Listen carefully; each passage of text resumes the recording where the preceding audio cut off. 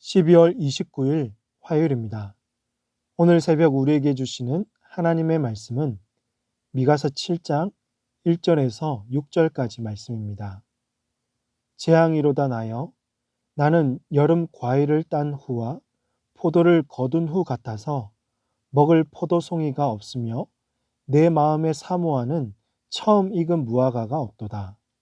경건한 자가 세상에서 끊어졌고 정직한 자가 사람들 가운데 없도다. 무리가 다 피를 흘리려고 매복하며 각기 그물로 형제를 잡으려 하고 두 손으로 악을 부지런히 행하는도다. 그 지도자와 재판관은 뇌물을 구하며 권세자는 자기 마음의 욕심을 말하며 그들이 서로 결합하니 그들의 가장 선한 자라도 가시 같고 가장 정직한 자라도 찔레 울타리보다 더하도다. 그들의 파수꾼들의 날 곧 그들 가운데 형벌의 날이 임하였으니 이제는 그들이 요란하리로다. 너희는 이웃을 믿지 말며 친구를 의지하지 말며 내 품에 누운 여인에게라도 내 입의 문을 지킬지어다. 아들이 아버지를 멸시하며 딸이 어머니를 대적하며 며느리가 시어머니를 대적하리니 사람의 원수가 곧 자기의 집안 사람이로다. 아멘.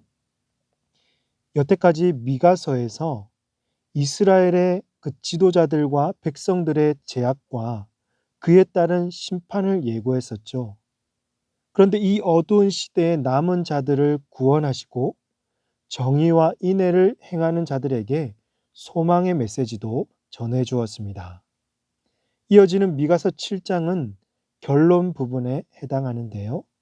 오늘 본문은 특히 정의와 인애를 잃어버린 지도자들의 타락과 그 결과를 바라보는 미가 선지자의 탄식과 슬픔을 보여주고 있습니다. 1절 말씀을 보시면 재앙이로다라고 시작하죠. 미가 선지자는 현재의 비참한 시대를 바라보면서 아무런 소망이 없고 이스라엘의 멸망이 임박한 재앙이라고 선언하고 있습니다.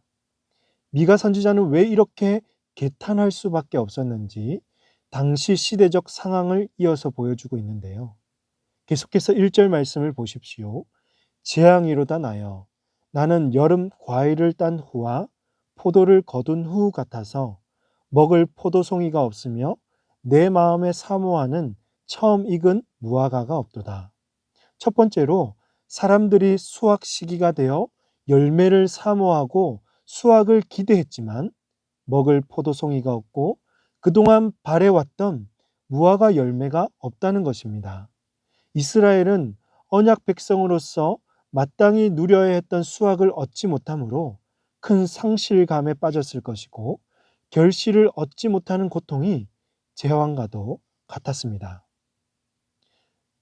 하나님이 심판하실 때는 사람들이 바랐던 것들을 끊어버림으로써 그들의 마음에 큰 상실감과 비참한 고통을 맞이하게 된다는 것을 보여주고 있는 것이죠.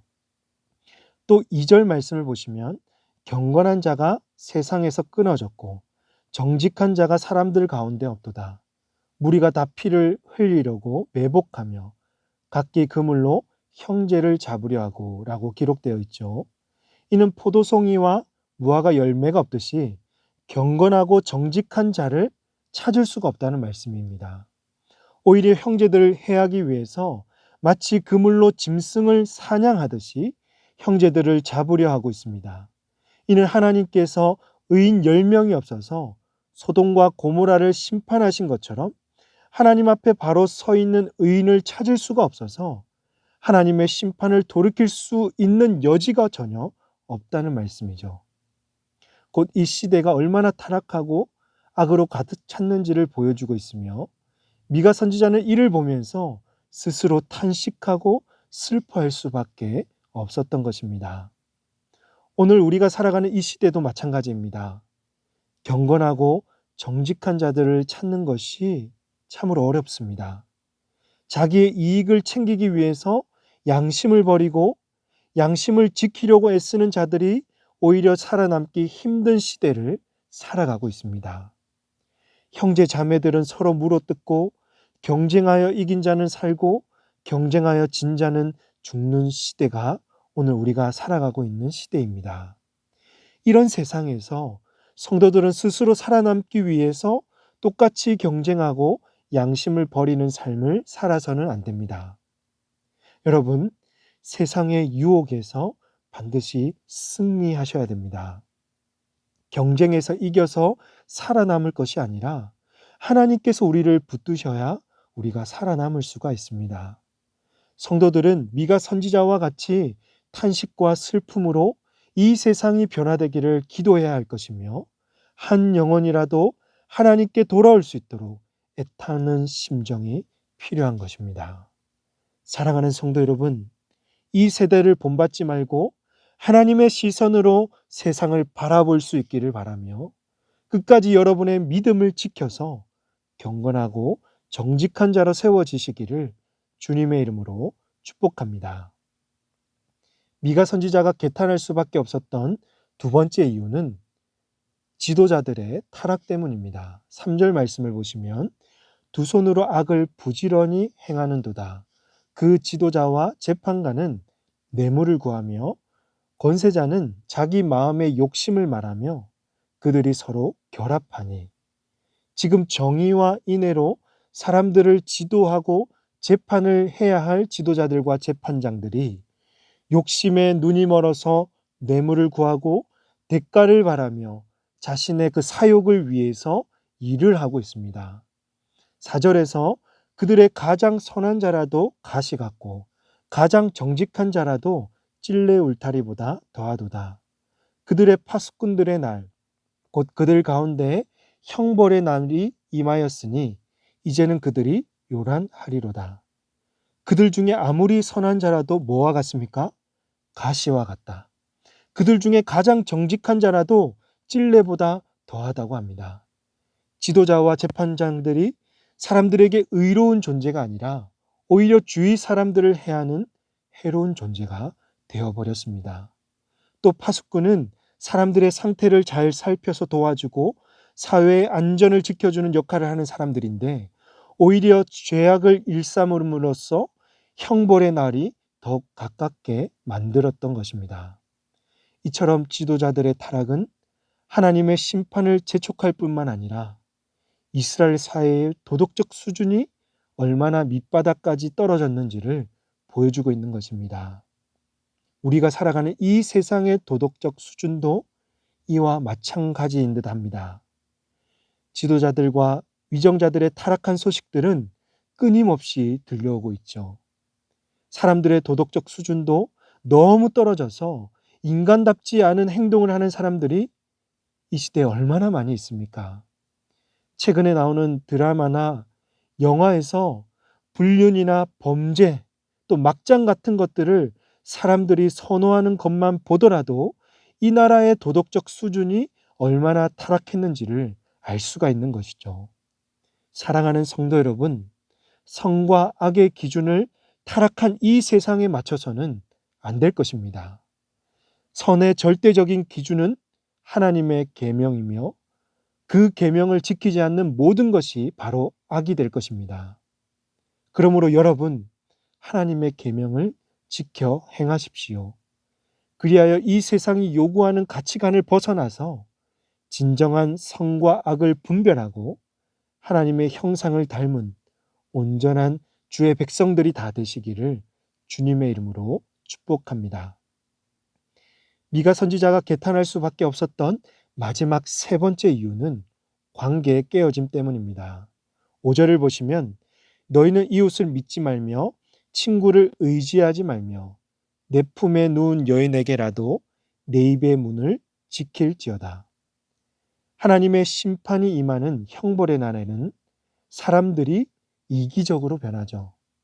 사랑으로 이해하고 감싸 주어야 할 사람들이 자기의 이익 앞에서 서로를 이용하려 하고 더 이상 사람을 믿지 못하는 지경에 이릅니다. 심지어 한 가정을 이루어야 할 가족들이 6절을 보시면 아들이 아버지를 멸시하며 딸이 어머니를 대적하며 며느리가 시어머니를 대적하리니 사람의 원수가 곧 자기의 집안 사람이로다. 서로서로 원수가 된다는 것입니다. 이것은 곧 정의와 인애가 무너지면 모든 창조의 질서가 다 무너진다는 말씀입니다. 지도자들과 사람들이 정의와 인애를 실천하지 않았을 때 모든 관계는 무너지고 심지어 부모와 자식, 형제와 형제 간에도 원수가 되어버리는 것입니다. 그러므로 오늘 우리는 삶 속에서 하나님께서 세우신 정의와 인애를 생명같이, 우리의 생명같이 지켜야 하겠습니다. 그리하여 무너진 관계가 모두 회복되며 이 땅의 남은 자로서의 합당한 삶을 이어갈 수 있기를 간절히 원합니다. 끝까지 참고 견디는 자를 하나님께서 사랑하십니다. 그리고 반드시 가장 선한 길로 살 길을 열어주실 줄로 믿으시기를 바랍니다. 이 땅에서 구원받은 백성으로서 끝까지 남은 자가 되어 하나님께서 베푸시는 복을 누리는 저와 여러분이 되시기를 주님의 이름으로 축복합니다. 기도하시겠습니다. 하나님 아버지, 지금도 말할 수 없는 탄식으로 이 땅을 바라보고 계시는 하나님을 봅니다. 미가 선지자와 같은 심정으로 하나님께 자비와 긍휼을 구하게 하시고 한 영혼이라도 하나님께로 돌아오는 역사가 있게 하여 주시옵소서. 이 땅의 부패와 도덕적인 타락을 슬퍼하며 본받지 말게 하시고 하나님이 세우신 계명을 우리 삶의 절대 기준으로 삼게 하여 주시옵소서. 우리의 생명을 다해 하나님이 기뻐하시는 정의와 인애를 꼭 행하게 하시고 무너진 모든 관계가 회복되며 남은 자로서의 그 합당한 삶을 살아가게 하여 주시옵소서. 이 모든 말씀을 우리 구주 예수님의 이름으로 기도하옵나이다. 아멘. 오늘 말씀을 기억하시며 기도하시고 주간 기도 제목으로 육체적인 어려움으로 고통당하고 있는 우리 모든 환우들과 우리 교회가 섬기고 있는 섬김 사역을 위해서 마지막으로 주님께서 우리 교회를 불쌍히 여겨주시고 거룩하고 건강한 공동체로 세워주시도록 시간 함께 기도하도록 하겠습니다. 기도하십니다.